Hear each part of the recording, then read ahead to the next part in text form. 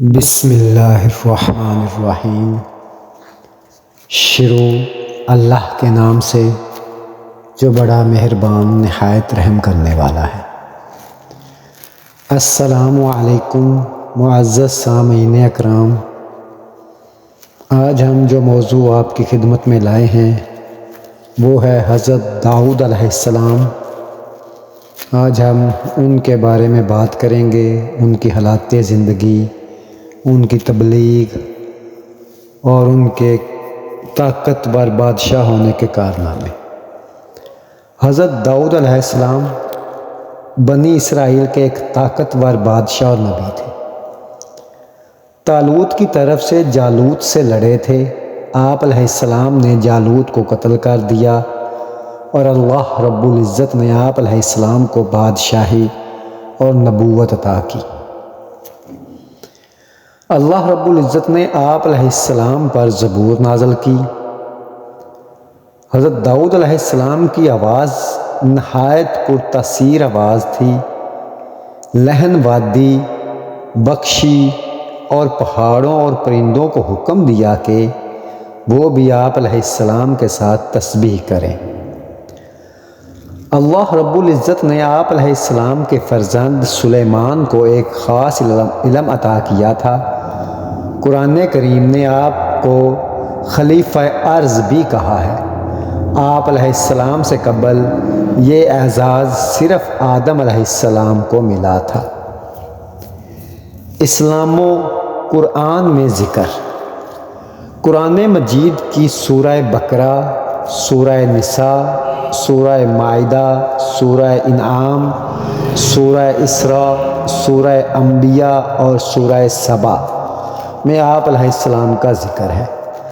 بنی اسرائیل کی رشد و ہدایت کے لیے تورات نازل کی جا چکی تھی، لیکن قوم شریعت موسوی کو فراموش کر کے راہ ہدایت سے بھٹک چکی تھی۔ تو اللہ رب العزت نے راہ ہدایت کے لیے زبور نازل فرمائی۔ زبور کے لغوی معنیوں میں سے ایک پارے اور ٹکڑے کے ہیں۔ اس کا ایک مطلب شعر بھی ہے۔ زبور تختی یا کتاب لکھنے کے معنیوں میں بھی استعمال ہوا ہے۔ عربی شاعری میں زبور اور زبر کتاب اور تختی کے معنیوں میں کئی جگہ استعمال ہوا ہے۔ بنی اسرائیل کی رشد و ہدایت کے لیے اللہ رب العزت نے حضرت داؤد علیہ السلام کو منتخب فرمایا اور انہیں زبور کا تحفہ عطا کیا۔ زبور حمد و ثناء کبریا سے معمور تھی۔ حضرت داؤد علیہ السلام کو ایک معجزہ یہ بھی عطا ہوا تھا کہ آپ مکمل زبور کی تلاوت اتنے کم مختصر مدت میں کر لیتے تھے جتنی دیر میں گھوڑے پر زین کسی جاتی ہے۔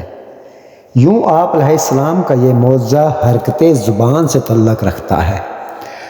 داؤد علیہ السلام اللہ کے برگزیدہ نبی تھے۔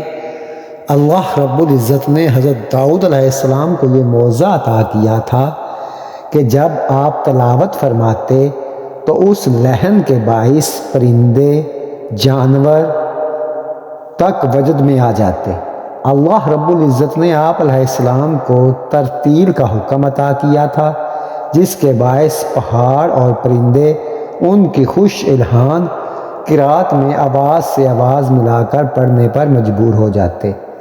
آپ علیہ السلام کی آواز میں وہ نغمگی مٹھاس اور ایسا زیر و بم تھا کہ شجر و حجر سبھی کو متاثر کرتا تھا۔ ہوا میں اڑتے ہوئے پرندے رک جاتے۔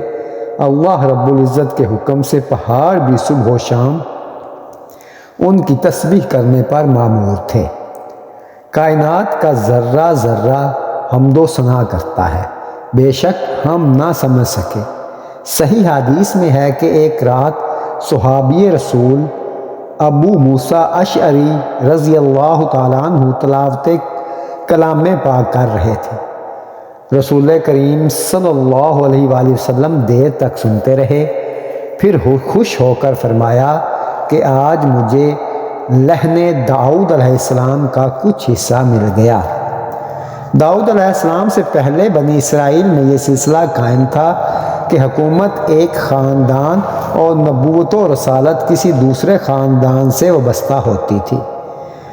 حضرت داؤد علیہ السلام کے عہد میں یہودا کا گھرانہ نبوت اور افراہم کا خاندان حکومت و سلطنت سے سرفراز تھا۔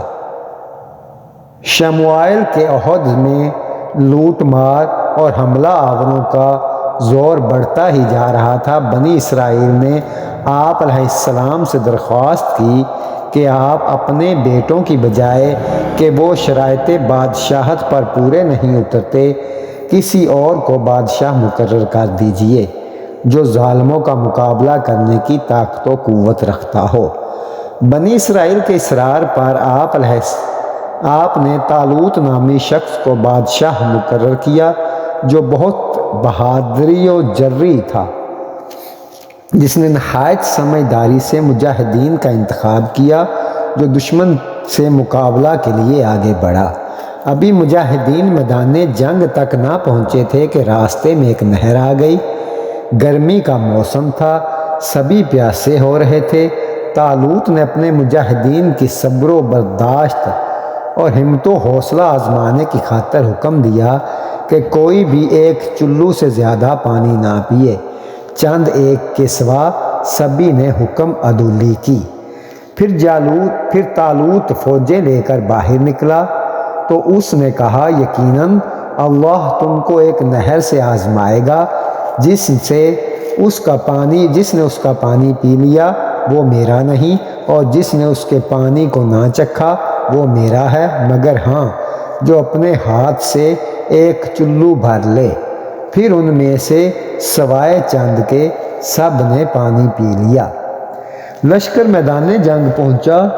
وہ جنہوں نے جی بھر کر پانی پیا تھا خود میں مقابلے کی طاقت نہ پا کر الگ ہو گئے کہ یہاں ان کا مقابلہ جالوت نامی بہت قوی و دیو ہیکل شخص سے تھا۔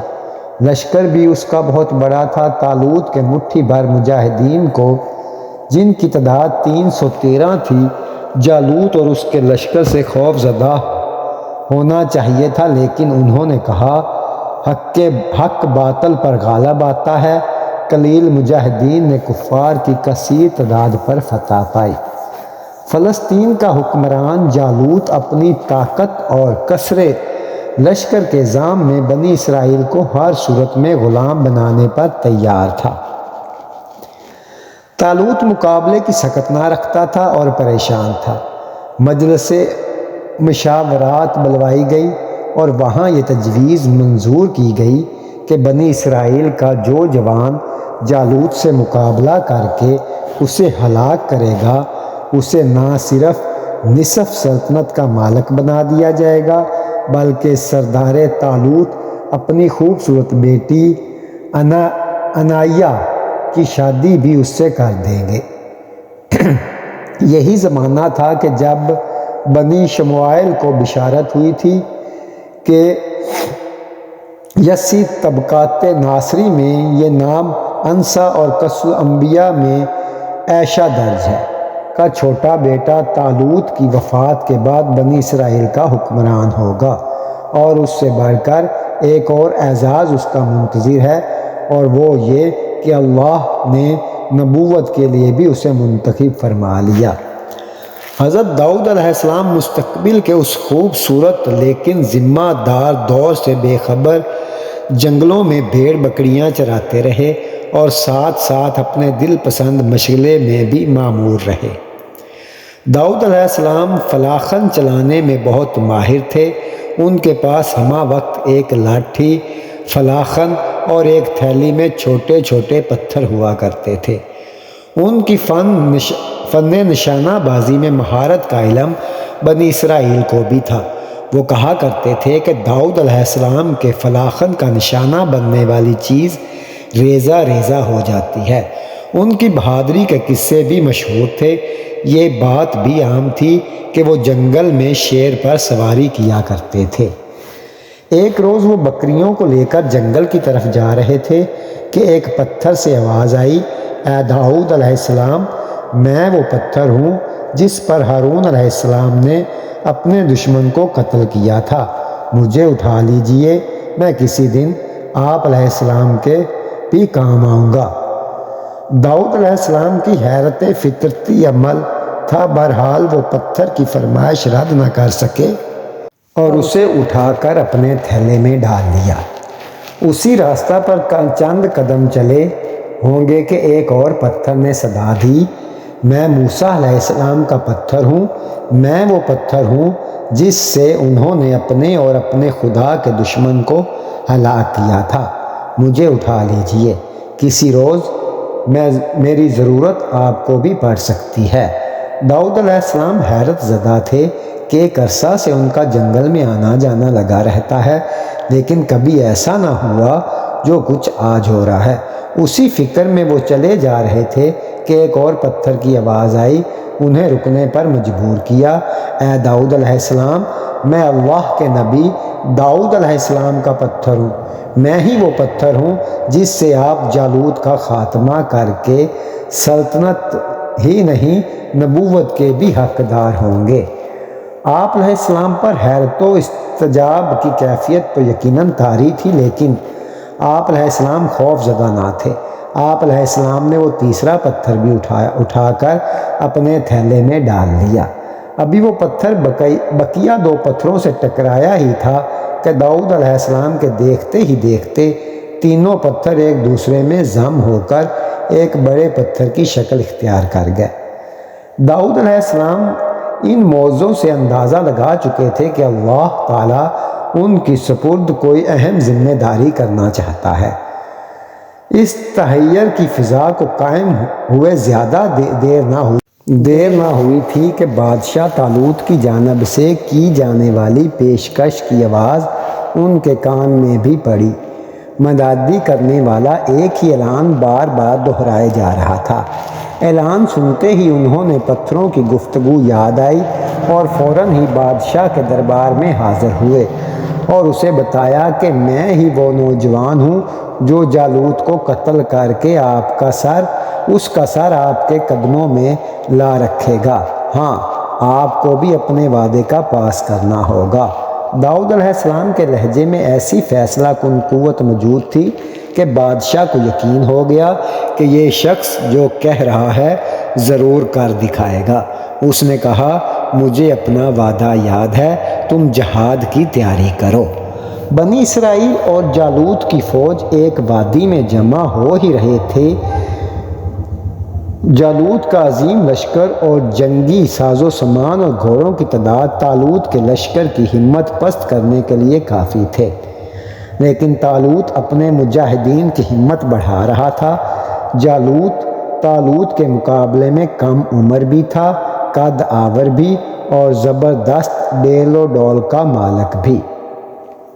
اس کا سارا جسم پیتل کے زرہ سے محفوظ کر رکھا تھا، سر پر بھی پیتل ہی کا مضبوط خود پہن رکھا تھا۔ اس کے پورے جسم میں صرف آنکھیں ہی کھلی تھیں، باقی تمام جسم دھاتوں کے نہ ٹوٹنے والے حصار میں مقید تھا۔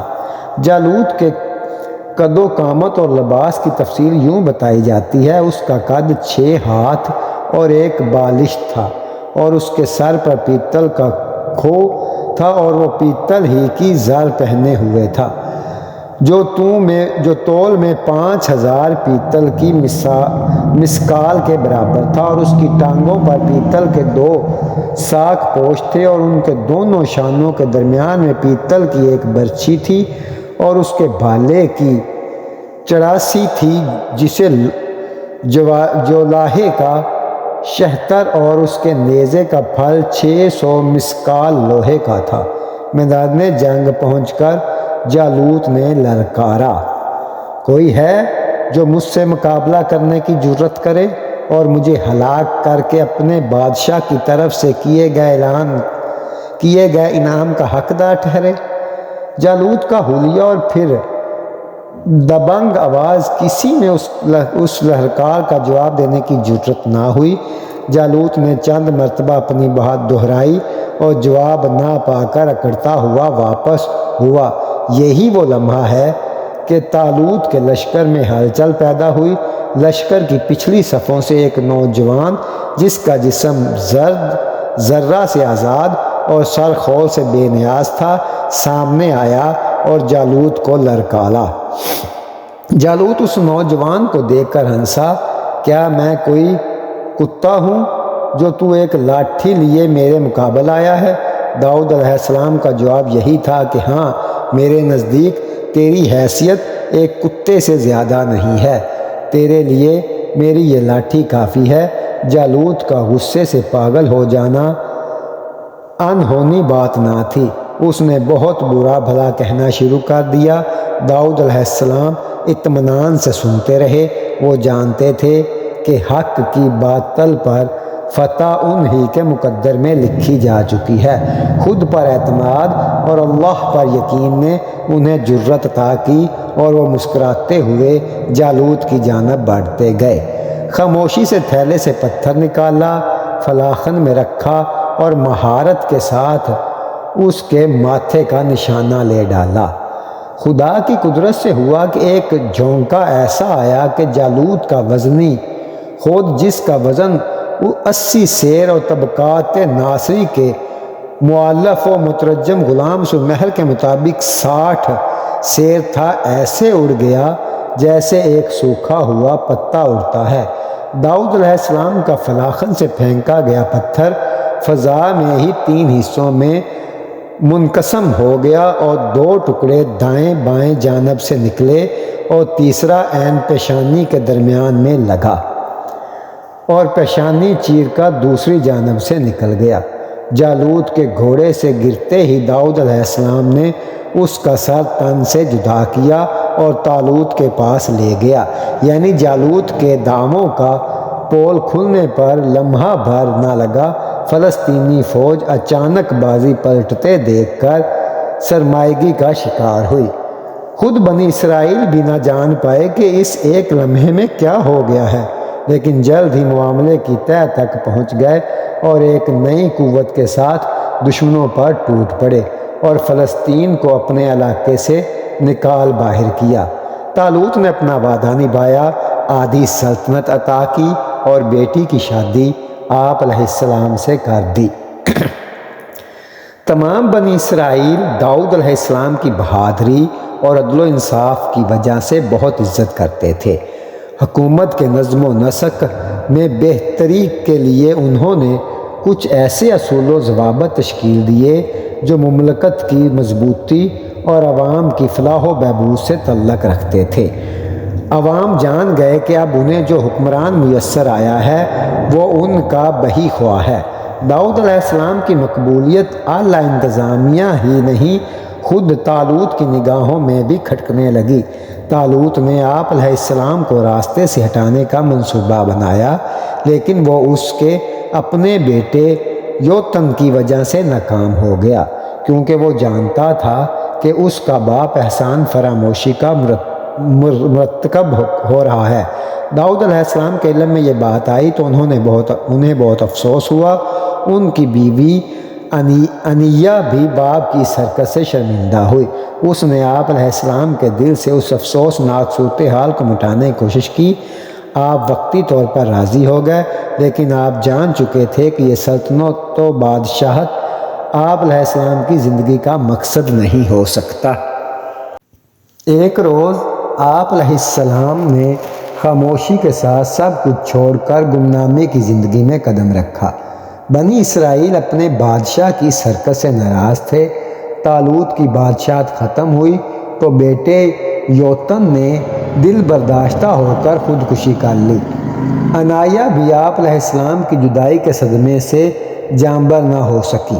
بنی اسرائیل آپ علیہ السلام کی تلاش میں سرگرداں تھے۔ آخر انہوں نے آپ علیہ السلام کو پا لیا۔ ان کے مجبور کرنے پر آپ علیہ السلام ان کی سلطنت کی ذمہ داری سنبھالنے پر راضی ہوئے۔ دین و دنیا کے کاروبار ساتھ ساتھ چلنے لگے۔ اسی طرح اللہ تعالیٰ کے انعامات و اکرام بھی ظرف کے مطابق ہی عطا کرتا ہے۔ داؤد علیہ السلام کے اللہ تعالیٰ کے برگزیدہ پیغمبر، اللہ کی طرف سے سونپی گئی نبوت و بادشاہت کی ذمہ داریوں اور اس کی عطا کی گئی نعمتوں پر ہمیشہ رب ذوالجلال والاکرام کے شکر گزار رہے اور اپنے فرائض کی ادائیگی میں ہمیشہ مصروف عمل رہے۔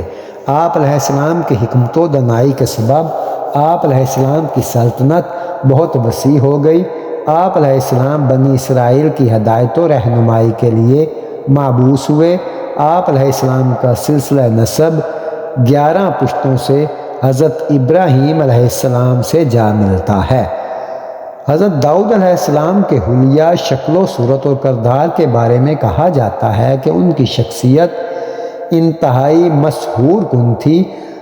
حسین و متناسب خد و خال کی بنا پر دیکھنے والوں کو بھلے لگتے تھے۔ پھر سرخ و سفید رنگت، نیلی آنکھیں متاثر کرتی تھیں۔ داؤد علیہ السلام کا ذکر قرآن کریم کی 9 سورتوں میں 16 مرتبہ آیا ہے، بعض مقامات پر مختصر اور بعض جگہ پر تفصیل سے۔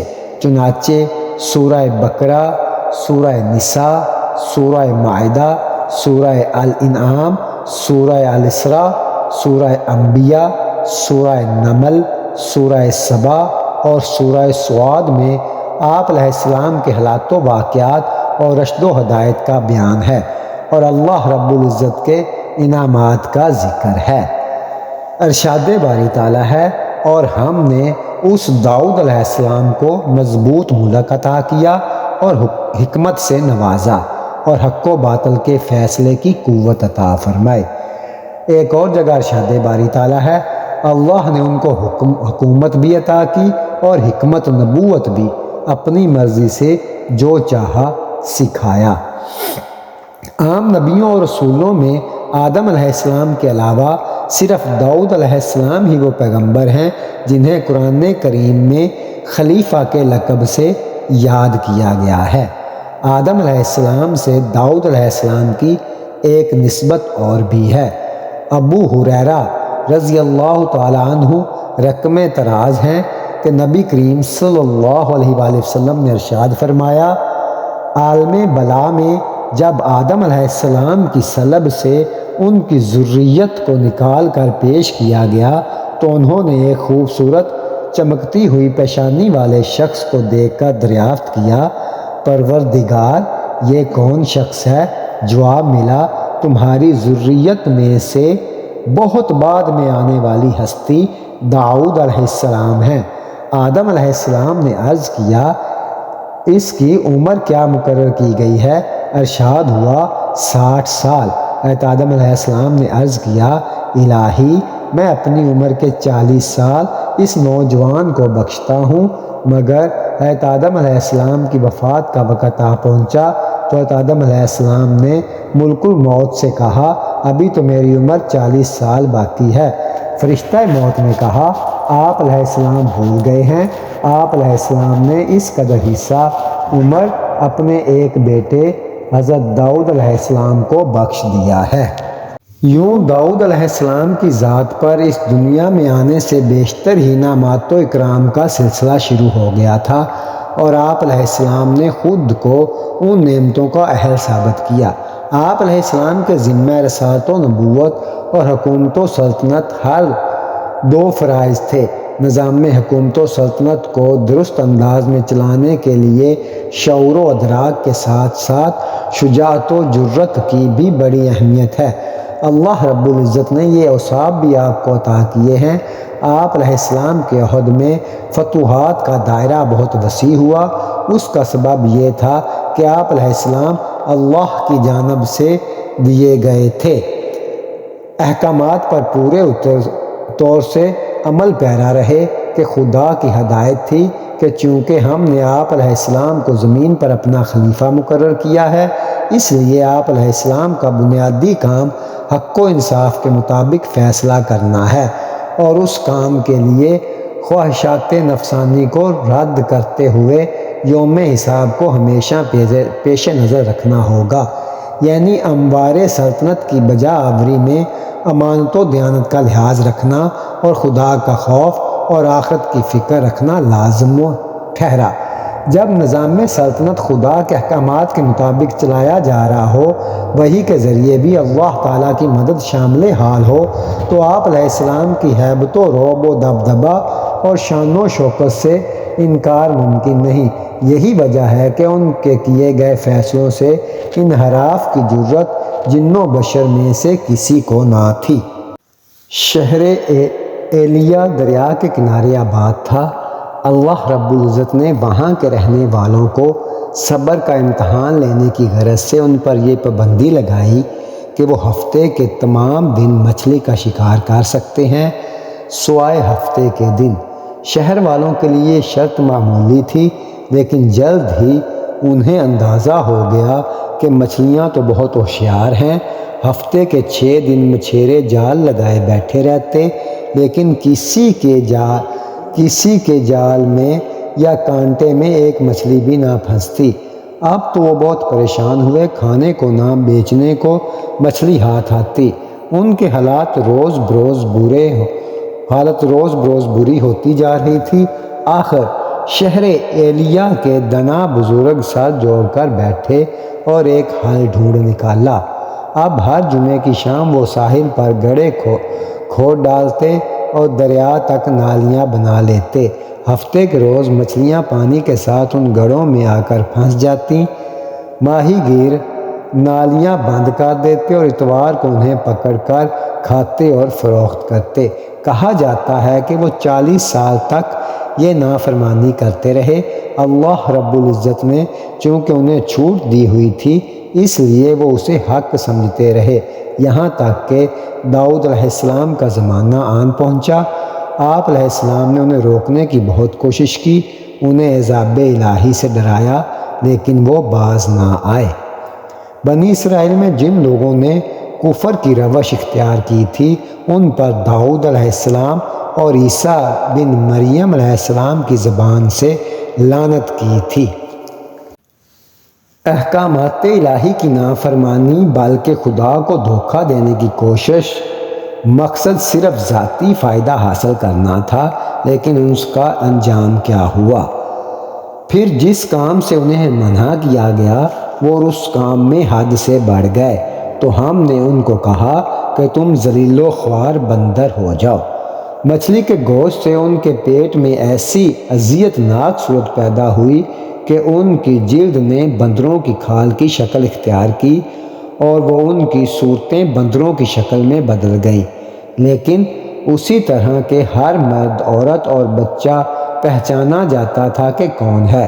بوڑھے لوگ سور کی شکل میں دکھائی دینے لگے۔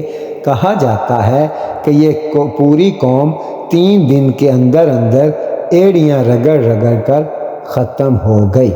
ایک صفت اور بھی ایسی تھی جس کی تعریف حضرت محمد مصطفیٰ صلی اللہ علیہ وآلہ وسلم نے خود کی۔ آپ صلی اللہ علیہ وآلہ وسلم فرماتے ہیں، اللہ تعالیٰ کے نزدیک سب سے پسندیدہ نماز داؤد علیہ السلام کی ہے اور سب سے پسندیدہ روزے داؤد علیہ السلام کے ہیں۔ وہ آدھی رات سوتے، 1/3 رات عبادت کرتے اور پھر رات کے 6 حصے میں سو جاتے تھے، اور 1 دن روزہ رکھتے اور 1 دن افطار فرماتے تھے، اور جب دشمن سے مقابلہ ہو جاتا تو فوراً اختیار نہ فرماتے تھے۔ بلا شبہ وہ اللہ کی طرف سے بہت رجوع کرنے والے تھے۔ عبادت و ریاضت سے لگاؤ اس قدر تھا کہ ان کی شعوری کوشش تھی کہ دن کے 24 گھنٹوں میں وہ خود یا ان کے گھر کا کوئی نہ کوئی فرد عبادت میں مشغول رہے، یعنی کوئی لمحہ ایسا نہ گزرے کہ جس میں وہ یا ان کے گھرانے کا کوئی فرد مصروف عبادت نہ ہو۔ چنانچہ آپ علیہ السلام نے ایسا ہی نظام و اوقات مرتب کر رکھا تھا۔ ایک مرتبہ ایسا ہوا کہ ان کے دل میں احساس فخر جاگا اور اپنی اور اپنے گھرانے کی عبادت گزاری پر خوش ہوئے۔ اللہ رب العزت نے فرمایا کہ توفیق عبادت بھی میری ہی عطا کی ہوئی ہے، میری مدد شامل نہ ہو تو یہ تیرے بس میں نہیں۔ پھر ایسا ہوا بھی کہ ایک دفعہ جب آپ علیہ السلام اپنے نظام الاوقات کے مطابق عبادت میں مصروف تھے اور آپ علیہ السلام کے خاندان کے کسی اور فرد کی عبادت کا وقفہ تھا، آپ علیہ السلام کی عبادت گاہ میں نگارہ 2 اشخاص دیوار پھلانگ کر آ گئے۔ آپ علیہ السلام گھبرا گئے، لیکن انہوں نے کہا ہم اپنے ایک مقدمے کے فیصلے کے لیے آپ علیہ السلام کے پاس حاضر ہوئے ہیں۔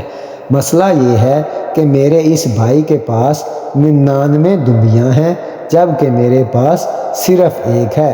یہ زبردستی مجھ سے میری دمبی لینا چاہتا ہے۔ آپ علیہ السلام نے فرمایا کہ یہ تیری دمبی اپنی دمبیوں میں ملانے کے لیے تجھ سے مانگتا ہے، بے شک ظلم کرتا ہے۔ یہ وقت آپ کی عبادت کا تھا نہ کہ عدالت لگانے کا۔ آپ علیہ السلام نے صرف مدعی کا بیان سنا اور فیصلہ سنا دیا۔ قابل غور بات یہ ہے کہ مقدمہ معمولی نوعیت کا تھا، سبھی جانتے تھے کہ اس کا فیصلہ کیا ہوگا، پر اتنا اہم بھی نہ تھا کہ فریق دیوار پھاند کر عبادت گاہ میں آ گئے۔ چنانچہ داؤد علیہ السلام جان گئے یہ اللہ کی طرف سے بھیجے گئے فرشتے تھے جو آپ علیہ السلام کا امتحان لینے آئے تھے۔ ارشاد باری تعالیٰ ہے، پس انہوں نے اپنے پروردگار سے مغفرت طلب کی اور سجدے میں گر پڑے اور رجوع کیا۔ یہاں کا استغفار جو مذکورہ ہے اس کا پس منظر اسرائیلیات کی وضاحتوں میں یہ آیا ہے کہ یہ تمام واقعہ علامتی پس منظر رکھتا ہے۔ داؤد علیہ السلام کے دل میں کسی خواہش نے سر اٹھایا جو ایک نبی کے شأن شان نہ تھی۔ ادھر جب ان کا دھیان گیا تو آپ علیہ السلام نے توبہ و استغفار کی۔ نبی گناہوں سے پاک اور معصوم ہوتے ہیں پھر بھی استغفار طلب کرتے رہتے ہیں۔ داؤد علیہ السلام بھی خدا کی بخشی ہوئی نعمتوں کا شکر اور اس کی عطا کردہ ذمہ داریوں سے احسن طریقوں سے سبکدوش ہونے کو اپنی صلاحیت و طاقت نہیں بتاتے بلکہ اسے بھی خدا کا انعام اور اس کی مدد تصور کرتے ہیں اور جانتے ہیں کہ استغفار پسندیدہ عمل ہے، اس لیے سر مسجود ہو کر مغفرت طلب کرتے ہیں اور حق و باطل کے درمیان میں فیصلہ کی قوت کو بھی اس کی عطا جانتے ہیں۔ ارشاد باری تعالیٰ ہے، اے داؤد علیہ السلام، ہم نے مقرر کیا ہے آپ کو نائب زمین میں، پس فیصلہ کرو لوگوں کے درمیان میں انصاف کے ساتھ اور نہ پیروی کیا کرو ہوائے نفس کی، وہ بہکا دے گا تمہیں راہ خدا سے۔ بے شک جو لوگ بھٹک جاتے ہیں راہ خدا سے ان کے لیے سخت عذاب ہے۔ یہاں داؤد علیہ السلام کو بتایا جا رہا ہے کہ تم کسی شاہی خاندان سے تعلق نہیں رکھتے کہ یہ سلطنت تمہیں ورثہ میں مل گئی ہے۔ یہ اللہ کا فضل و کرم ہے اور اس کا شکر ادا کرنے کا طریقہ یہ ہے کہ تم رعایا کے فیصلے عدل و انصاف کے مطابق کیا کرو۔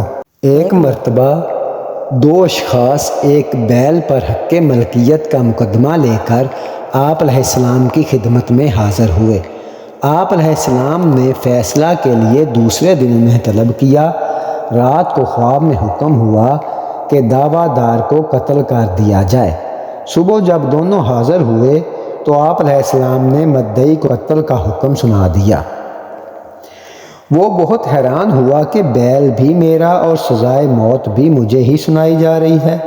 بہرحال وہ جان گیا کہ داؤد علیہ السلام کو وحی کے ذریعے اصل واقعے کا علم ہو چکا ہے، چنانچہ اسے صحیح بات ہی بتانا ہی پڑی کہ آج رات میں نے مدعی علیہ کے باپ کو دھوکے سے قتل کر دیا، پس اس کے بدلے اللہ تعالیٰ نے آپ علیہ السلام کو قصاص کا حکم دیا ہے۔ چنانچہ داؤد علیہ السلام نے اس کے قتل کا حکم نامہ جاری کر دیا۔ اس واقعہ کے بعد بنی اسرائیل کے ہر شخص پر آپ علیہ السلام کی ہیبت اور بڑھ گئی کہ سبھی پہلے ہی آپ علیہ السلام کے فراست اور عقل کو شعور کے قائل تھے۔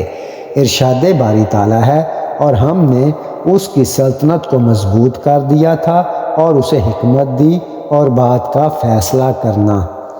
دوسری جگہ ارشاد باری تعالیٰ ہے، اور بے شک ہم نے بعض انبیاء کو بعض پر فضیلت عطا فرمائی اور ہم نے داؤد علیہ السلام کو زبور بخشی۔ پیغمبروں کی شان رہی ہے کہ وہ بیت المال سے اپنی خدمات کا معاوضہ یا وظیفہ لینا جائز ہونے کے باوجود مناسب نہیں سمجھتے۔ آپ علیہ السلام نے اللہ سے کسب حلال کی درخواست کی کہ اے اللہ، میرے لیے کوئی ایسا ذریعہ بنا جس میں میں اپنے ہاتھ کی کمائی سے رزق حاصل کر سکوں اور دیگر فرائض منصبی زیادہ توجہ کے ساتھ ادا کر سکوں۔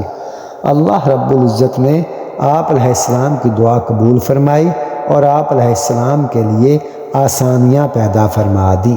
اس سلسلہ میں ایک واقعہ بیان کیا جاتا ہے کہ داؤد علیہ السلام بیس بدل کر رعایا سے ملتے اور ان سے ان کے حاکم کے متعلق سوال کیا کرتے کہ ان کا بادشاہ کیسا انسان ہے، اپنی رعایا کی خبر گیری کرتا ہے یا نہیں۔ عوام اپنے بادشاہ کی تعریفیں کرتے۔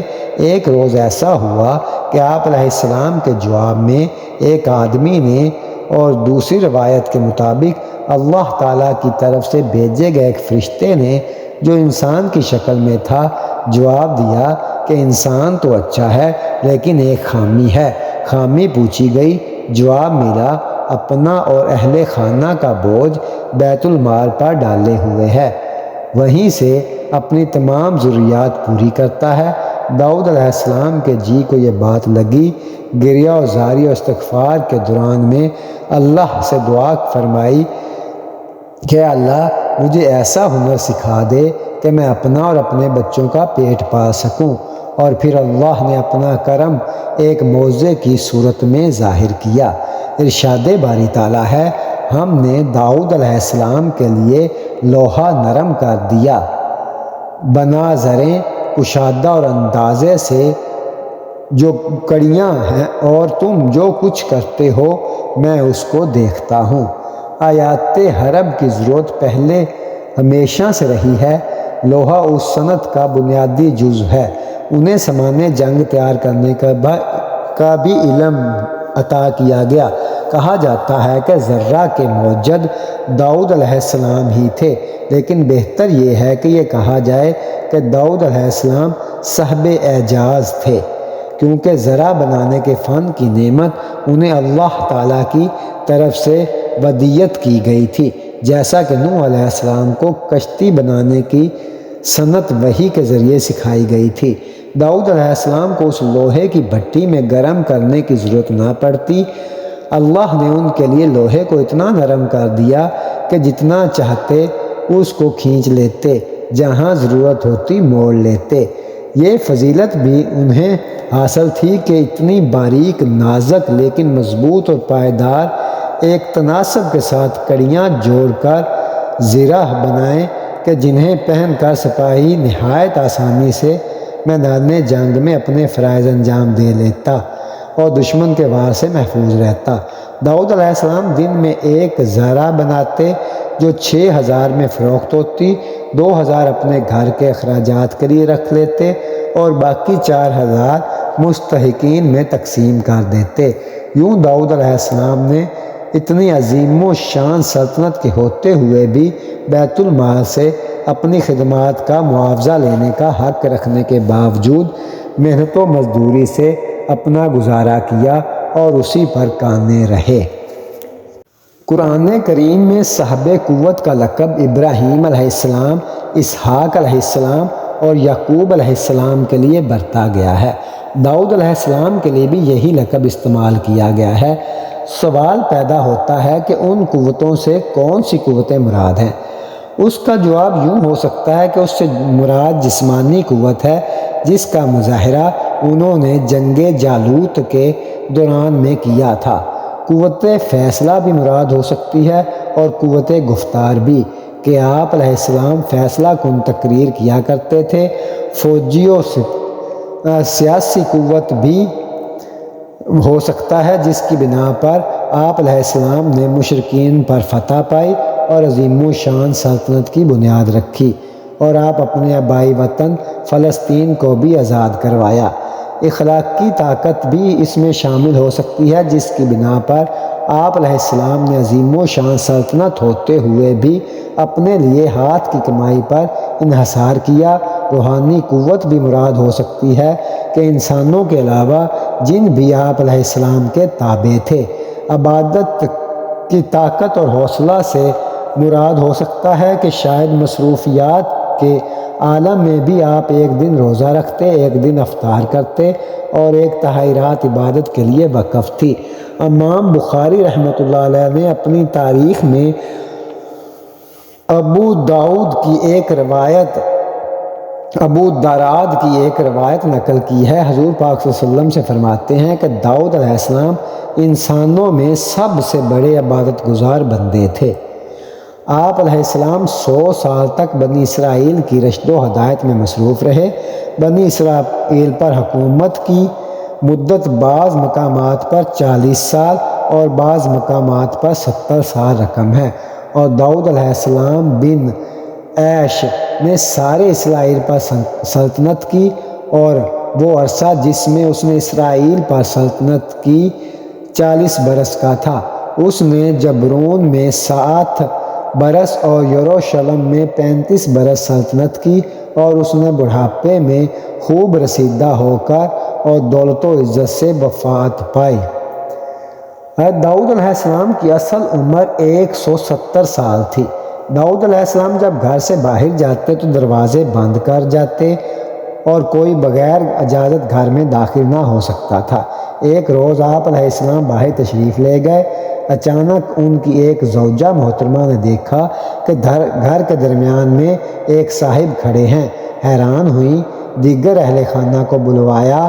اتنے میں داؤد علیہ السلام باہر سے تشریف لائے۔ اجنبی کو گھر میں بلا اجازت کھڑے دیکھا تو پوچھا، تم کون ہو اور بند دروازے سے کیسے اندر آ گئے؟ اس نے کہا، جب مجھے آنا ہوتا ہے تو کوئی دروازہ، کوئی رکاوٹ نہیں رہتی، اور نہ ہی کسی کا بلند مرتبہ میرے پیش نظر ہوتا ہے۔ داؤد علیہ السلام جان گئے کہ ملک الموت آن پہنچا ہے اور یہی وقت مرگ ان کے نصیب میں لکھا ہے۔ یہ بہت مبارک ہفتے کا دن تھا۔ آپ علیہ السلام نے جان آفرین کے سپرد کر دی۔ سورج نکل آیا، دھوپ آپ علیہ السلام کے جسد خاکی پر آ گئی تو سلیمان علیہ السلام نے پرندوں کو حکم دیا کہ سایہ کر دیں۔ تمام پرندوں نے اسی طرح پر پھیلائے کہ چھاؤں ہو گئی، بلکہ اندھیرا محسوس ہونے لگا۔ عام لوگوں کے علاوہ 40,000 راہب آپ علیہ السلام کی نماز جنازہ میں شریک ہوئے۔ آپ علیہ السلام کا مدفن صہیون میں ہے، جہاں آپ علیہ السلام کے آباء و اجداد بھی مدفون ہیں۔ داؤد علیہ السلام کا ذریعہ معاش۔ داؤد علیہ السلام نے باوجود یہ کہ ایک عظیم سلطنت کے بادشاہ تھے، مگر ساری عمر وہ اپنی ہاتھ کی دستکاری کی کمائی سے اپنے خرونوش کا سامان کرتے رہے۔ اللہ رب العزت نے آپ کو یہ معجزہ عطا فرمایا کہ آپ لوہے کو ہاتھ میں لیتے تو وہ موم کی طرح نرم ہو جایا کرتا تھا، اور آپ علیہ السلام اس سے زرہیں بنایا کرتے تھے اور ان کو فروخت کر کے اس رقم کو اپنا ذریعہ معاش بناتے ہوئے، اور اللہ تعالیٰ سے آپ علیہ السلام کو پرندوں کی بولی سکھائی گئی تھی۔ طالوت۔ آپ علیہ السلام کے عہد میں طالوت بائبل کا ساول بنی اسرائیل کا ایک نیک شخص تھا، جسے سموائیل بائبل کے سموائیل نے بنی اسرائیل کا بادشاہ مقرر کیا تھا۔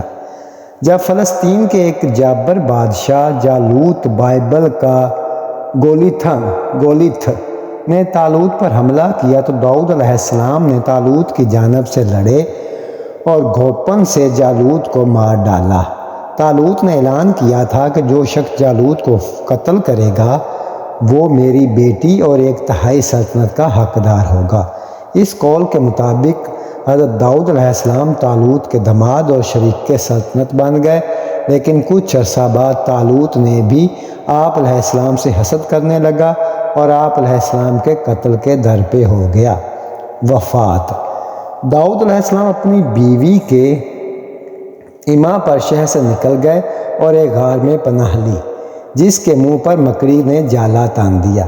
بعض مورخین کے بقول آپ علیہ السلام طالوت کو قتل کر کے اور بعض کے بقول اس کی طبعی موت کے بعد بادشاہ بنے۔ آپ علیہ السلام نے یروشلم میں اپنے ہیکل کی بنیاد رکھی، جو آپ علیہ السلام کے فرزند سلیمان کے عہد میں تکمیل کو پہنچا۔